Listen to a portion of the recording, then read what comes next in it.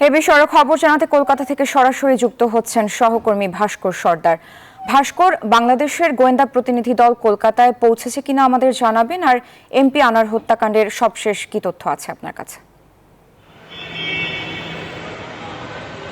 ধন্যবাদ সারা।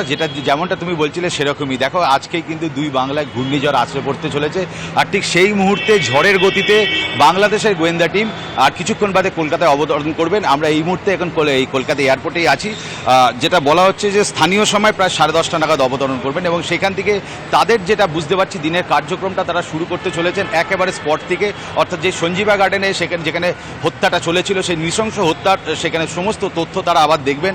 সম্ভবত রাজ্য গোয়েন্দা পুলিশ এই কসাই জিয়াদকেও সেখানে আনতে পারে, এবং সম্পূর্ণ বিষয়টা তারা একটা নাটকীয়ভাবে দেখবেন কিভাবে প্রতিটা প্লট তারা সাজিয়েছিল।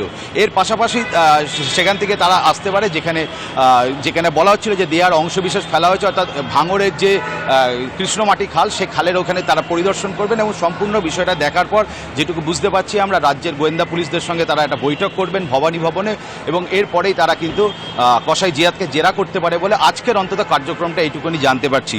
এবং এর সাথে তুমি সর্বশেষ তথ্য যেটা আমরা সরকারিভাবে না পেলেও একটি সূত্র মাত্রে জানতে পারছি যে ওই খালের আশপাশেই কিন্তু সেই মৃতদেহের অংশ আছে, এখনো পর্যন্ত এটাই জানতে পারছি। আর কিছুক্ষণ বাদে তিনি নামবেন। সর্বশেষ তথ্য আমার কাছে এটাই থাকছে। ভাস্কর, আপনাকে ধন্যবাদ।